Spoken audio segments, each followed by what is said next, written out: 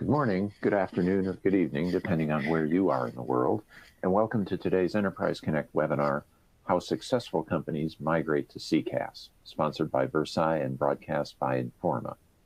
I'm Eric Kraft with Enterprise Connect, and I'll be your moderator today. We have just a few announcements before we begin. This webinar is designed to be interactive. The dock of widgets at the bottom of your screen will allow you to learn about today's speakers, download resources, share this webinar via social media outlets, and participate in the Q&A session that takes place at the end of our presentation. The slides will advance automatically throughout the event. You may also download a copy of the slides via the Resources widget. Toward the end of our webinar, we'll ask you to complete our survey found on the right-hand side of your screen. Please take a minute to fill this out before leaving us today, as your feedback will provide us with valuable information on how we can improve future events. Lastly, if you're experiencing any technical problems, please click the Help widget found at the bottom of your screen or type your issue into the Q&A area, and we'll be glad to offer one-on-one assistance. And I do want to mention, in addition to downloading the slides there, you can also, we have quite a few really great resources that the folks at Versailles have provided, so there's a lot of takeaways for you there. So be sure to check that out. Now, on to our speakers. Our presenters today for this webinar on how successful companies migrate to CCaaS will be Ross Williams, Chief Product Officer at Versailles, Dale Brooker, Senior Manager, Global Service Delivery at Blackbox, and Robin Garris, CEO and Principal Analyst at Metrigy.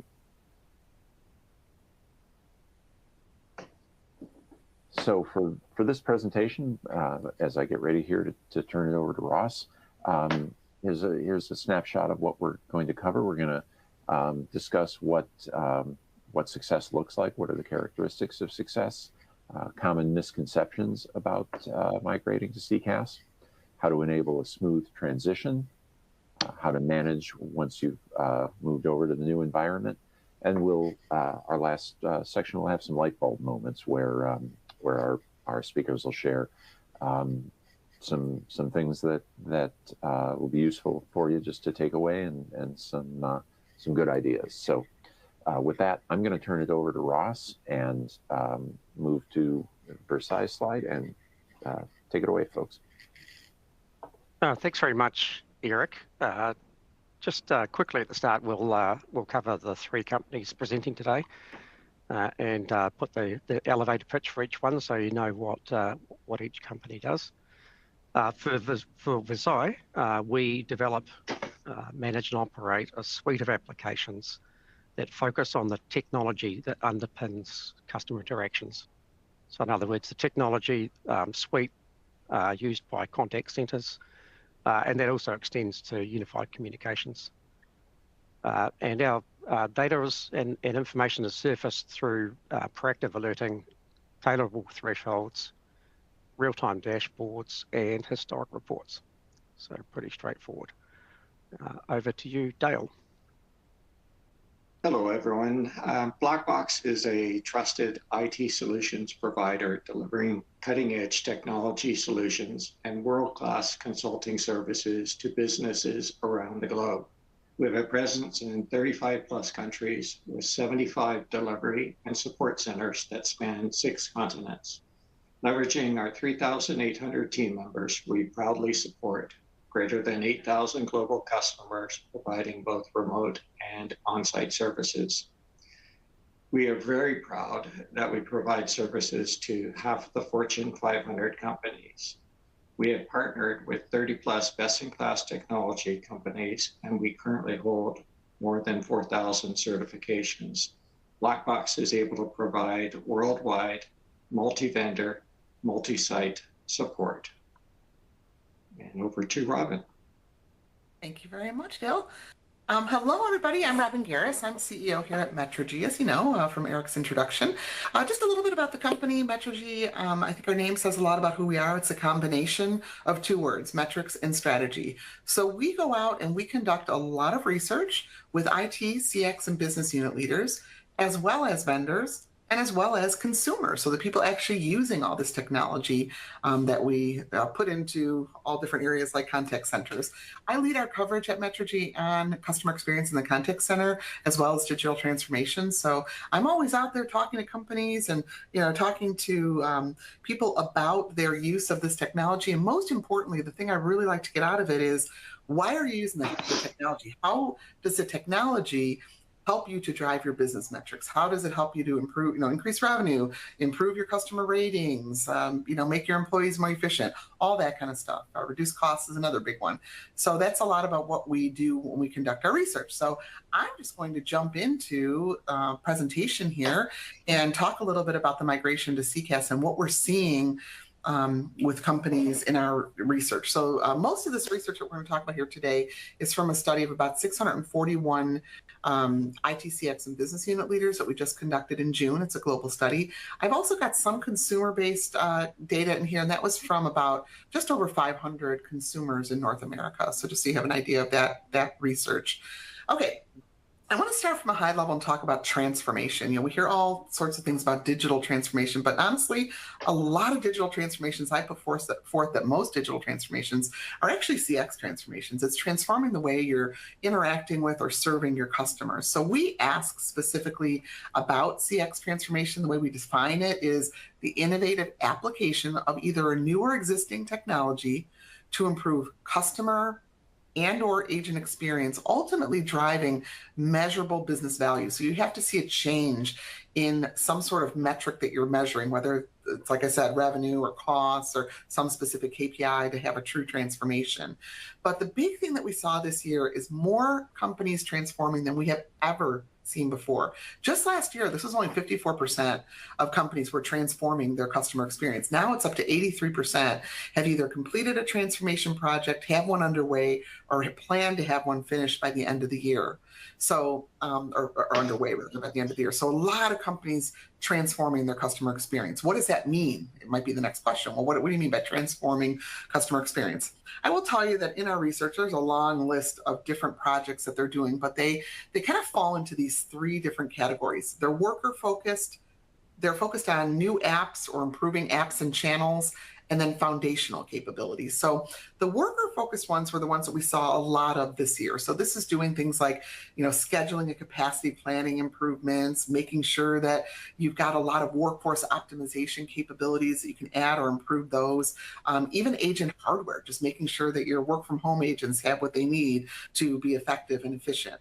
Then you've got apps and channels. So that's where we see companies adding all sorts of things, mostly cloud-based applications, almost all cloud-based applications, but basically doing things like virtual assistants and chatbots, a lot of AI capabilities like generative AI, and also a lot of analytics as well. Don't take these numbers as number of this isn't adoption statistics. These are the percentage of companies who are having a CX transformation project underway or planning for one, and these are the projects that they're going to be or already are doing. So analytics is a big one. I'm a big proponent of taking all sorts of analytics and acting on them. If you don't have analytics, how do you know if what you're doing is working or not? That's always what I ask. But then there's also foundational capabilities. And to me, like, the foundational sits here at the bottom because it supports everything you're doing on top. Without having a strong foundation to support those apps and channels or to support all the workers, then everything's going to kind of fall down. So a lot of the things that we see people doing from a transformational standpoint, they're integrating platforms, they're adding management tools to make sure that they've got good network performance, good voice and video performance, things like that, moving functions to carrier networks. And we see a lot of companies saying, well, we don't want this in our network. We would prefer to have, on our site, we prefer to have a carrier manage this for us. And then moving from on-premises to cloud, we still see this, especially in the CX world. In the UC and collaboration world, it's a lot further along. I mean, in the CX world, though, we still see 40% of companies still using on-premises contact centers. So there's still a lot of movement that needs to come in the CX world when it comes to movement to as-a-service platforms. Now, why do we see this? Why are so many companies suddenly, I don't want to say suddenly, but why is there such a big increase in the number of companies that are doing these transformations? Well, they're realizing they've got to do something. because their competitors are, and because consumers are getting a lot less patient with problems and with errors.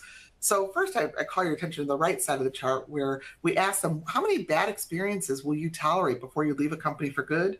On average, it's about 3. So you don't have a lot of wiggle room, to serve your customers. They have high expectations. They're not going to stay with you very long. And in fact, if you look at the first bar in that green bar chart, we asked, what do you do when you have a bad experience with the company? Well, 44% right off the bat say, we're not giving them any more business. So 44% already are just going to leave after one bad experience. So, I mean, you don't have a lot of room here. What else do people do? Well, they're going to have a megaphone. They're going to tell friends and family about it. They're going to leave negative reviews on ratings websites. They're going to post on social media. We don't want that either. We don't want this to be, exacerbated. Then you've got your customers who want to help. They're going to talk to a supervisor. They're going to send an email to customer support. They're going to try and work with the company to improve the situation. And that's what we really want to happen when there's a bad experience. We want a customer to tell us, hey, this wasn't good. So we can figure out how to fix it, not only for them, but for future customers. And I think a lot of the technologies that are out there right now, a lot of the analytics that you can use right now can tell you if somebody is likely to have a bad experience, if they've had a bad experience, if you think they've had a bad experience. And using that technology, using those analytics, you can really start improving your trajectory of customer service overall. So I think that that's really important to think about as you implement new technologies. Is it going to help you in that realm?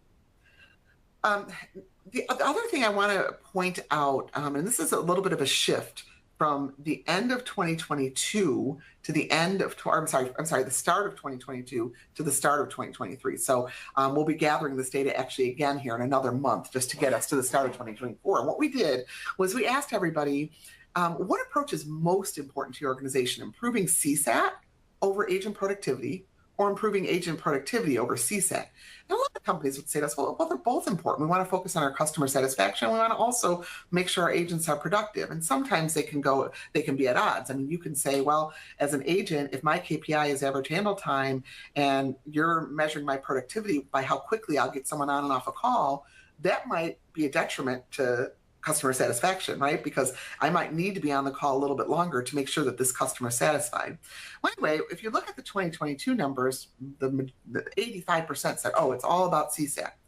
Fast forward 1 year later, the beginning of 2023, still the majority, still 2/3 of companies said CSAT's more important than agent productivity. But look at how many more, almost 1/3 now, are saying that agent productivity is what we're focusing on. So I think that that's just kind of an important thing to note. I think that there's a realization that having happy agents and productive agents equates to happy customers. So my hypothesis is that going into 2024, we're going to see these numbers continue to go in this direction. Green is going to go a little bit higher, blue is going to go a little bit lower. So I think, you see companies focusing now even more on agent productivity. What do they need? What are some of the requirements? Well, they need metrics. They need to know how their agents are performing. What are they seeing? They need tools to monitor the network, the audio and the video quality. These are problems more often than people realize, especially with remote agents. You can't hear. The video's choppy if I'm doing a video or like a screen sharing call. We can have network issues. All these things can happen. And I think that's, you need tools to manage and monitor that.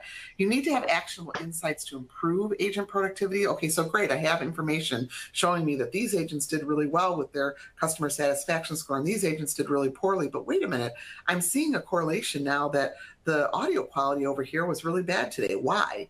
I need some actionable insights to improve that. I need to know, okay, what do I need to do to make sure my agents are more productive? If they're having a hard time hearing somebody, that's going to be a problem. And then you just need to document your success. You need to be able to say, okay, here's what we did. Here's what our situation looked like before we implemented new technology. Here's how it looks now. And then you can, forge ahead and get a lot more budget for new projects for sure. I talked before about those success metrics just now, and then earlier when I talked about our success group and everything. Success metrics for CX transformation projects generally fall into 4 categories. We see companies looking at revenue, costs, customer experience measured by like ratings, CSAT, NPS, whatever you're doing, agent productivity. Sometimes it's agent satisfaction too. There's some survey work in there done. But these are the general metrics that we see across the board when companies are trying to determine how successful they are. So is this project going to help me to drive revenue or to improve customer retention and give me more sales opportunities? Am I going to see a lower capital or even operating costs much better? Will customers get what they need faster, better, resulting in higher interaction ratings? Those are some of the things we want to look at. And of course, our agents more productive. So that's where we see companies looking when it comes to success metrics. And as we look at what they're doing today, in terms of architecture for CCaaS, or for contact center rather, CCaaS is absolutely by far the preferred architecture. So 55% of companies say that's their preferred architecture, even though we don't have that many companies using CCaaS today. I talked to a lot of companies who said, yeah, we're still on premises, but I'll tell you, CCaaS is my preferred architecture. It's just taking us a while to get there. We have a lot of customization. It's going to be, right now we've got all these sunk costs in here, so we don't want to spend the money to go to CCaaS. However, yes, they have sunk costs, but they're still replacing their on-premises equipment using eBay or, have some very expensive managed services. So there's a lot of different ways to look at costs. The next most common is hosted managed, and that's also a cloud-based service. That's where you have like a single server dedicated to you and you have somebody managing that server. The last two are on-premises, traditional on-premises, and then on-premises with hosted service. This is, I own and manage all of my contact center solutions, but the server physically is located in a third-party site because we got out of the data center business. Key point here, contact center is where we're seeing the preferences. It's also where we're seeing success. As we look at our success group, 29% of the research success group uses CCaaS versus only 21% of the non-success group. So we do see a big correlation there with success. Why do people move to the cloud? What was the top trigger that caused you or will cause you to move to the cloud? They could only pick one of these. You can see number one was we need more expertise than we have on staff. The technology is changing so rapidly, particularly with AI and analytics. We need somebody who can help us with that. We know our business, and we know how technology relates to our business, but we can't keep up on technology, keep the lights on, make sure we're aligning technology with business needs. We need some help here. So we're going to offload the keep the lights on and all that to a cloud-based provider and then leverage their expertise when we're trying to implement new technologies. Perceived cost savings, in some cases, companies save money. In some cases, they spend a little bit more. A lot of the perceived cost savings assumes that you're going to lay people off. We very rarely see anyone lay anyone off. So then they don't have cost savings necessarily, but they see a lot more flexibility. Things like the next item, seasonal changes. They are able to scale up and down with their licenses. They're able to serve those home office agents a lot better. They're able to globally expand without needing to worry about equipment and staffing and all that. At the bottom, we see end of life for on-prem equipment. That was a much bigger reason a couple of years ago than it is now, and then the corporate mandate.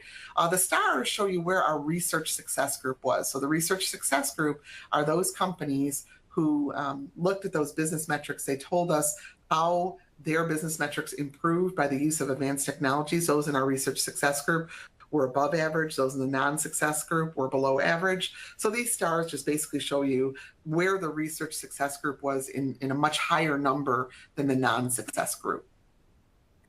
All right. So a couple other points here before I turn it back over to Ross. I want to make the point that, we've heard of cloud for so many years. Like I said earlier, cloud is still very much a decision point in the contact center world. A lot of companies have absolutely moved into the cloud, but there are a lot who haven't. And so we wanted to look at metrics that showed us, okay, how does revenue and customer ratings and agent productivity and cost change when you're in a cloud architecture and when you're not in a cloud architecture year over year?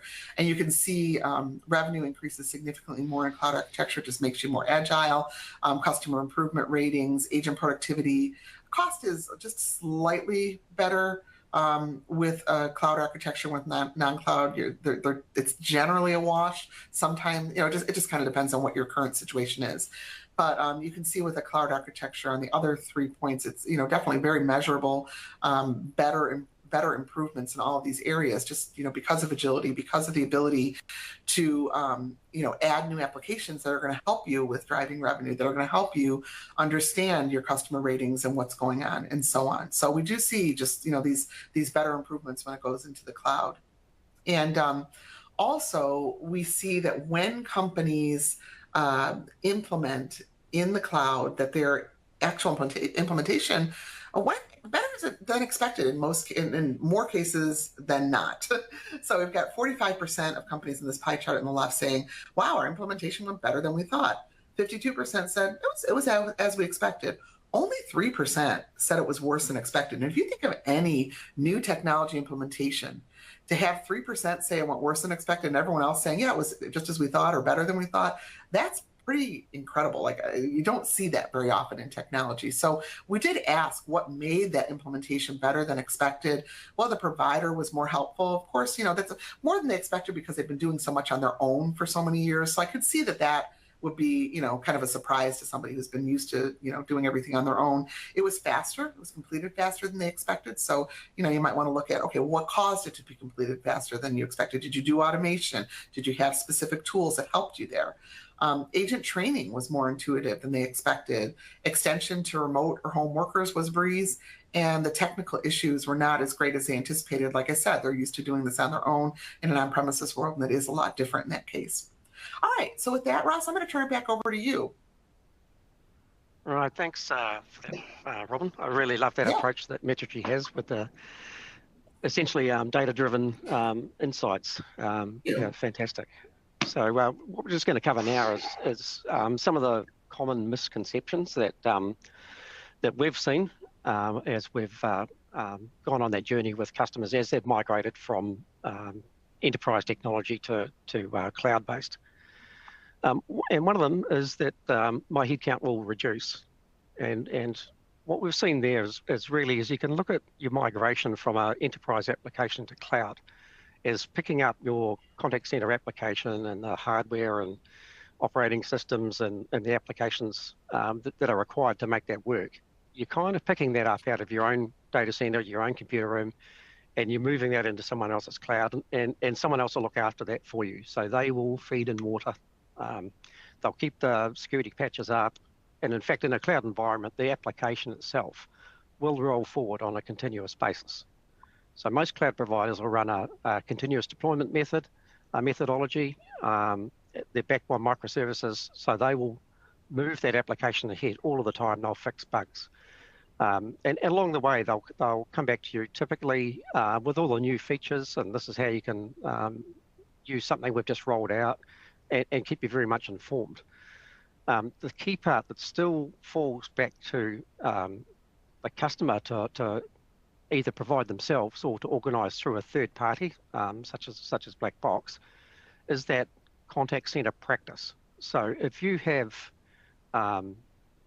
people in your business, like business analysts or systems engineers, IT people that are supporting your application and making sure that the contact centre is tuned to your business needs and you're getting the best out of it, that practice has to still exist, and it still exists somewhere. So either as part of your own business or, as I said before, outsourced.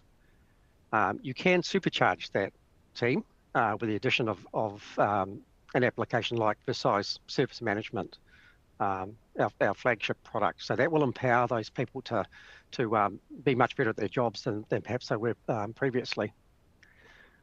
Second one is that by CX and UX issues will disappear. And by CX UX issues, we're talking about customer experience and your user experience. So, a big part of this, and we saw that in Robin's slides, happy agents are productive agents, and happy agents will keep your customers happy. So ensuring that those agents can work to their very best. Problems will still exist in the new world. So while enabling home working, remote working, for example, is much easier in a cloud, you still need end-to-end visibility. So your enterprise network, when you're on site, has changed to being, the internet and home networks, and that represents its own challenge as well. So if you look at the cloud providers' applications, those cloud networks, those cloud applications are extremely well engineered. So CX UX problems are highly unlikely to occur in your provider's network inside their cloud.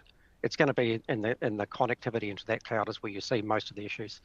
And in fact, when we designed our offer for cloud, we looked at the top 10 causes of impaired CX and UX, and they all exist outside of the cloud provider's world. They're all outside of that, in the internet or in that home network or back in the enterprise network. So those issues don't go away. So really important you have something you can bring visibility to those areas. CCaaS is simple to deploy and support.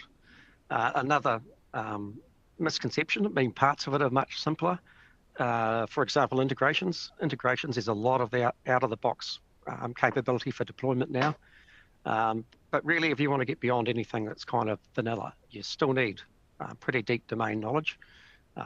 It's less of an effort. It's less of a project, if you like, to make that stuff go.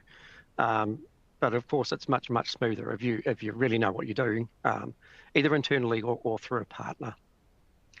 There's another area too that often catches people out. So if you're moving from an enterprise application to cloud, often the workflow language and the way that is configured and orchestrated, that can be a big change. And in some instances, so for example, if you look at a buyer's vectoring language, there's deep support and wide support for that globally. When you move into a cloud provider's environment, that language can become a lot more complex and more difficult to understand. And last one there, I can handle it myself. Deep domain expertise, regardless of your enterprise or cloud, is going to help you a lot. So engaging someone like, for example, Blackbox with the experience they bring, Dale outlined before, can really help things. Now, enabling a smooth transition, some observations that we've seen, and some tips for success in that area.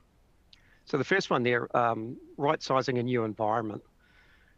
Because you're moving to a consumption-based, OpEx-based model, you're going to be asked by the cloud providers to provide metrics around, for example, how many agent licenses you need, or what's the existing sizes of your trunk group. We would encourage early deployment of a service management application. In fact, you can do that across your existing technology to uncover a lot of the information you're going to need to transition properly. So, for example, the number of agents. So the cloud provider will ask you to commit, and of course, one of the drivers that we saw through Robin's presentation, one of the things that's really attractive for the cloud providers is that you can burst your agents. So seasonal variations, you can add additional agents really easily. The kind of the gotcha in there is that when you burst, you're paying a lot more per seat for those agents when you go above. So getting that number right, your concurrent login, that base number that you're going to sit with, if you get that exactly right, that's going to minimize your operational costs moving forward. There's other areas I mentioned trunk groups before. It might not be a simple question of how many trunk groups do you need. Some of the cloud providers work very much around their SIP capability, and they might ask you to give them a metric in call setups and teardowns per second. And that's information that not a lot of people would have. There's technology to automate the workflow discovery. So you can uncover exactly what you've got now in terms of those call flows and those call treatments that can be automatically documented. A tip we have there is to not just copy what you have, because your existing platform may have shortcomings or bugs even, where there's workarounds put in place. So, take a good close look at that and make sure, by all means do the automatic documentation, but take a look at what's there and make sure it's going to be fit for purpose moving forward, and you haven't put something in place just because the existing technology doesn't support it. When you're done with your transition, when you're done with your configuration, so you've got your new platform sitting there configured in the cloud, you can use that same technology to do a regression test. So you can compare old with new, and make sure that anything that's different between those two platforms is what you expect. And then lastly is bring the skilled staff with you. So whether you're going to insource, if you've got an existing practice and you bring those people with you, or whether you take on a partner that's external to the business to fill in that gap, early engagement of those people, particularly customer success. Early engagement with those people will give you a much better result through that transformation. I'm going to throw over now to Dale, and Dale has some real first-hand experience of doing these migrations. So over to you, Dale, for your insight there. Oh, thanks, Russ. So Blackbox uses a GPS navigation strategy that aligns with 3 general areas for customer experience. All customers of CCaaS need guidance. No matter where you are on your customer experience journey, every interaction is a new opportunity to shape the perception of your brand. These perception opportunities often lead to increased sales conversions, enabling a work from anywhere model, which can reduce your operating costs, allows for follow the sun staffing, and mitigates the risk of regional environmental issues impacting your customer support. Frequently, these changes will offer greater customer satisfaction and improve agent satisfaction, leading to a reduction in staff attrition. Blackbox can assist in selecting the best platform to achieve your goals. We are well suited to provide the platform by leveraging our market-leading partner ecosystem. CX platforms are not just the underlying technology. We have the ability to develop additional applications and bots that serve the customer and the agent. Conversational AI can quickly address common customer inquiries, troubleshoot problems, guide users through processes, reducing wait times and frustration, ultimately leading to higher customer satisfaction and agent satisfaction. All customers need services. We offer engineering, project management, professional services, and managed services, including end-to-end proactive monitoring. We can assist with training and the adoption to get the most out of your CCaaS CX platform. We can also provide customized application development if needed, leveraging our in-house development team. And at this point, I'll pass it back to you, Russ. Yeah, thanks for that insight, Dale. So now we're going to look at the day 2, so the day 2 environment. So managing the CCaaS environments, after you've gone live, after you've completed the transaction. So back over to you, Robin. All right, thank you very much.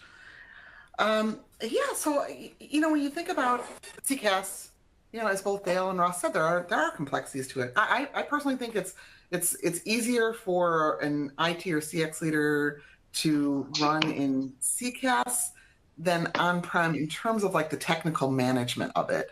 I know that there's reasons why people stay on-prem, and I certainly understand them. But I do think that moving into a cloud-based environment is something that we find companies saying, hey, it takes some of the load off of them. Now, that doesn't mean that they don't need to manage it. It doesn't mean that they don't need to have a partner managing it. So we always ask in our research about how they're managing all of these capabilities, whether it's on-prem or as a service. And they can do different things. They can use a vendor-provided tool or dashboard. There's typically no additional cost. Sometimes there is, depending upon what you're using from them, but it only supports that specific vendor's apps and services, and it certainly may lack network insight. So what can you do there? Well, then you can add on a network management tool, and that's going to provide you some insight into the voice and the video performance, potentially across the networks. It should be across the network, but it oftentimes does lack that end-to-end visibility, like all the way to the device, the end device. And it also may lack some of the additional management functions that you might want, like administration or security or things like that. You can look at specialty tools, and these are companies like Versailles that they're optimized for workplace collaboration or contact center administration and or management, like performance management. So they typically might be integrated or interfaced in with a network management tool, or they might include the network management tool capabilities within their own tools. They enable a unified management of a multi-vendor environment. I think that's important. I know I talk to companies all the time. They say they want to get to a single vendor environment for whatever platform you're talking about, but they don't always do that. Rarely, actually. With merger and acquisitions, with different divisions, especially as you get into larger companies, there's often multi-vendor environments. So then when you want to manage those multi-vendor environments, you want a single tool to be able to do that. So that's another benefit.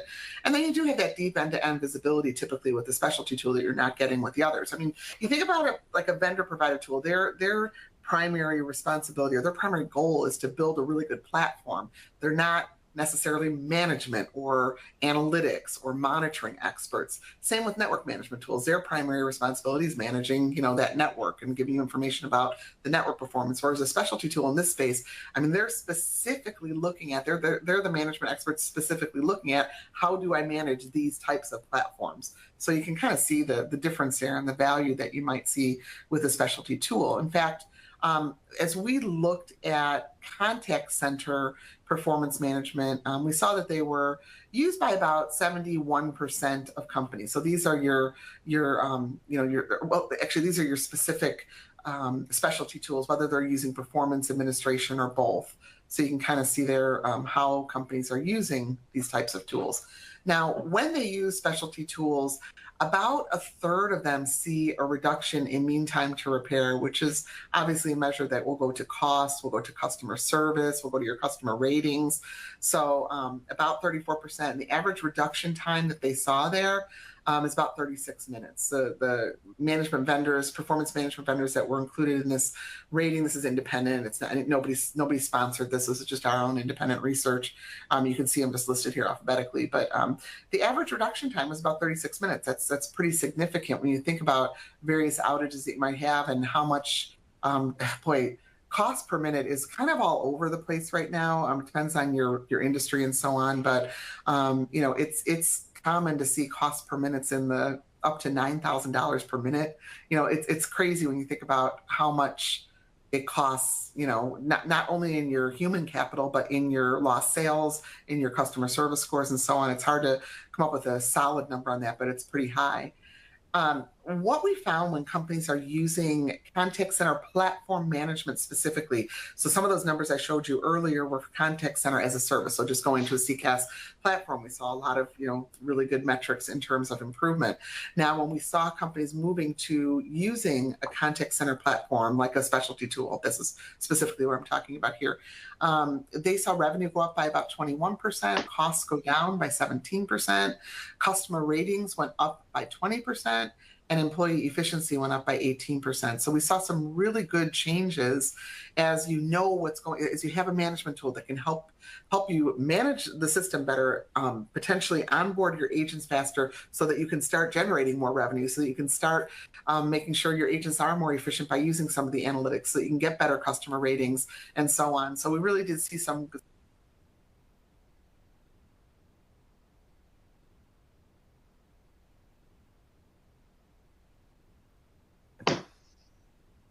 Maybe we had Robin's video freeze. So I'll go ahead and push to the next slide here and bring Ross back in. Okay, thanks, Eric. So just some Visai perspectives on the managing day two operations. So we do provide one of those specialist management tools that Robin referred to before. And the really important thing that you get using a specialist tool as opposed to the manufacturer's provided tool is you get a lot of different data from different sources joined together. And the image on the bottom of this page we refer to as the banner. And what it does is it represents the media flow, if you like, all the way from from the internet or from the telco network all the way through to the agent that's dealing with that particular interaction. And again, it's omni-channel. So what we've found in moving across from the enterprise to cloud players is that the APIs typically for service management are much, much richer.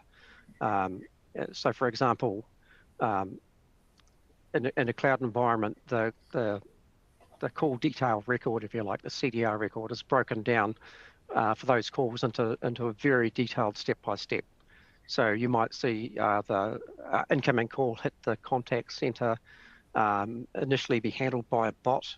The bot hands off to the IVR for some self-service. The IVR then eventually hands the call to a live agent, and then the live agent may follow up that call with an email. So all of that gets looped into a single record that's available via API. So VSM will consume that API, break down the various stages of that call, and look at the quality and network performance throughout each one of those call segments, and then join all the data together end to end. So if your SBC is involved in it, in that call, it's an audio call coming from the network, your SBC traces are joined to that call segment, along with the performance of the ISP, the router, home network, the local workstation that the agent's using, and it includes with the right type of audio device on the end. We get some interesting analytics about the acoustics of the environment in which the agent's working as well.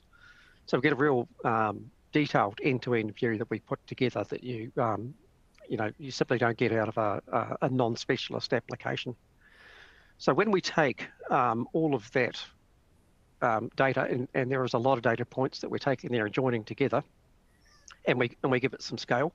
So for example, VSM across our entire customer base analyzes the quality of about 600 million calls per month. So we've got a very, very big data set. And I know a lot of people talk about machine learning and artificial intelligence and contact center. What we've done is apply the same approach, but to those big, big data sets. So when you have all of that data across a lot of calls, and you know the resulting quality of that interaction, then very quickly machine learning and artificial intelligence can surface any underlying issues. And this is where we, with the use of VSM, where we kind of supercharge the people that are using it. So a tier 1, tier 2 person can effectively act like a tier 3 person. So the sort of actions that a tier 3 person takes to troubleshoot, they're automated and surfaced in our UI for consumption. So whether you are on hybrid, pure cloud, or enterprise, this end-to-end view is required regardless. And finally, I guess a big part of this is about making the agents happy. Happy agents equals happy customers, and we know that from industry sources that talk times is increased by about 26% when that last mile is not working correctly, or there's issues for that home network. And we know through some data that Migrate surfaced for us recently that up to 52% of agents spend time troubleshooting their own networks. It just shows, that survey showed just how frustrating it was for them. In fact, that survey surfaced that remote agents were actually willing to pay with their own money for a service that would improve that experience for them and enable them to work at their very best. So there is, it is quite an important area of focus for us. So this approach, where we bring all this huge data together and we apply machine learning and artificial intelligence, actually resulted in Versailles winning the most innovative use of AI at Enterprise Connect in 2022, and that's an award that we're very, very proud of. Now I think we're handing over to Dale, again, vastly experienced service provider in the space, and we've asked Dale to come up with some light bulb moments. What really stands out for a practitioner like Blackbox for day 2. Thanks, Ross. Some companies will ask if they really need day 2 managed services. And it's important to ask yourself, and Robin touched on this earlier, what is the cost to the business of having CX agents sitting idle due to a technical issue? Do I have the tools needed to view end-to-end data and provide a root cause analysis? Do I have skilled resources that can support the platform? Do I have skilled AI engineering resources? Do I have advanced application and integration specialists on my team? Do you have external vendor relationships to provide detailed issue reporting and troubleshooting? Blackbox leverages our highly skilled engineering resources, coupled with Versailles VSM and VSME, to resolve issues in a timely manner without any back and forth finger pointing. With Versailles, we have definitive data to work with, reducing the total time to repair. I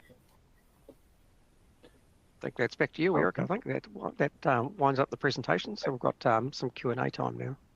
I think so. Thank you very much, Dale and Ross and Robin. All great presentations, super interesting stuff. And yes, we're going to go to Q&A now. So we invite everybody in the audience to submit your questions. I want to remind you again, we've also got the survey that we'd ask you to fill out there. You can just type your question into the text box there at the right-hand side of the presentation window, or you can click the Q&A icon at the bottom of your screen. And again, we'll get to as many questions as we can, and we'll answer any offline that we're not able to get to. So with that, let me go into the first questions. And this is a question for Dale. I'm wondering if we might have lost Dale, or at least I'm not seeing his video. Are you with us, Dale, or? You are. Okay. Can you hear me, Dale? I can hear you. Okay, great. Sorry about that. So let me start with you, Dale. What best practices have you found and Blackbox found to be critical for a successful CCaaS migration? Well, thank you for that question. We follow a 5-step process to successfully migrate customers to CCaaS. First, we need to clearly understand the customer's current business operations. What are their current pain points? Are there specific business goals that they want to accomplish? Which interaction channels are needed, such as phone, chat, email? What integrations are needed, such as a CRM? Can AI be leveraged to improve customer and agent experience? Does the customer have or need a work from home workforce? Does the customer need a workforce management tool? And how will the customer measure success? Step 2 of the process is we select the CCaaS solution that will best achieve the customer's goals. It should be scalable and agile to meet their current and future needs. The solution needs to be user-friendly for the agents and the supervisors. It needs to provide KPI reports that are needed to manage their business. It needs security features that protect sensitive customer information and provides compliance with industry-specific regulations, such as HIPAA. We always recommend a cloud readiness assessment to be performed to ensure a successful migration.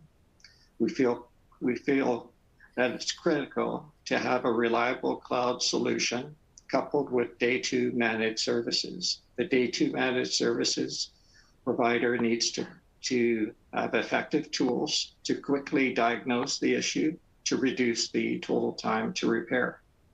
Our step 3 is really in regards to the deployment model. Will the platform be deployed on private cloud, public cloud, or hybrid cloud? You should also discuss survivability. Internet redundancy for user connections to the cloud should be considered. BYOC, bring your own carrier. Customers can choose their preferred carrier and manage that relationship directly. With non-BYOC, the cloud provider will provide the carrier and management. If AI will be deployed, we recommend to use AI to augment, not replace human interactions, especially where empathy, complex problem solving, and emotional support are crucial for a positive customer experience. Step number 4 is implementation planning. Implementation planning and data collection are critical for a successful migration. Experienced contact center project management and deployment engineers are absolutely essential. Hosting a workshop with all stakeholders will provide valuable insight to create a successful migration. The workshop participants should include IT and the contact center supervisors and agents. Customer stakeholders should place an emphasis on full participation on the project data collection and implementation in order to facilitate a seamless transition to the new platform. The implementation plan should include the following: project scope, critical milestones, and timelines.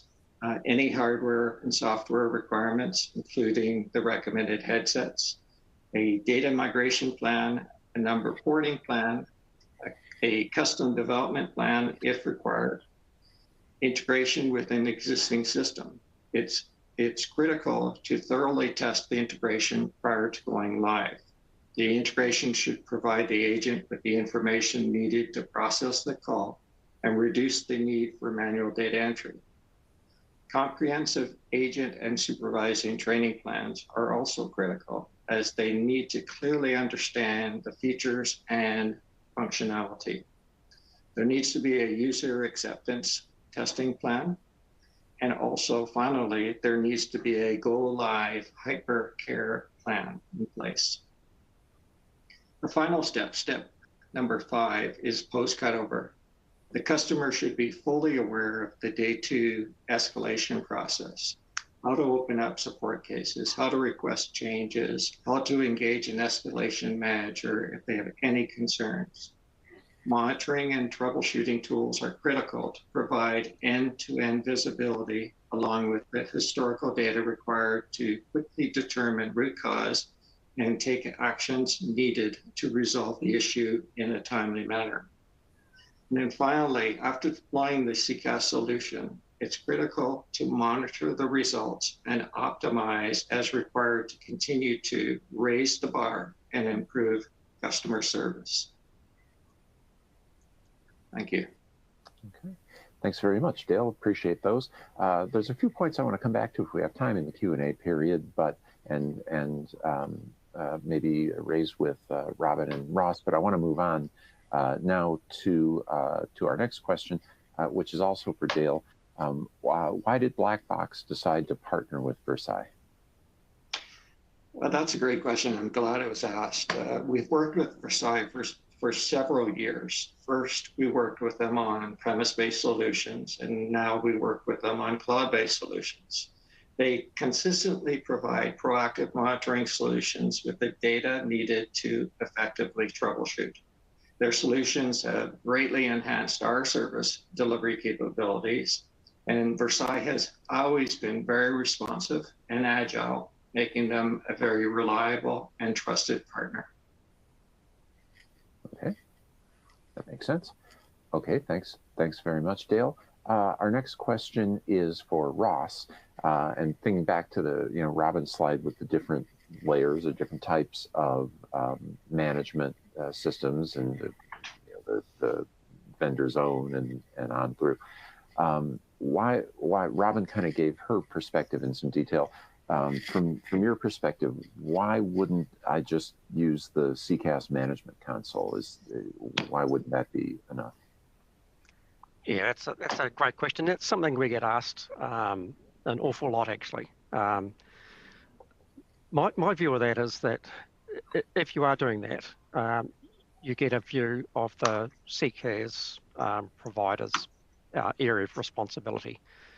And as I said during the presentation, when you look at the causes, the underlying technical causes of impairment to customer experience or agent experience, those causes, the top 10 we looked at, were all outside of the cloud providers' networks. So those networks are extremely well engineered. They've got high capacity.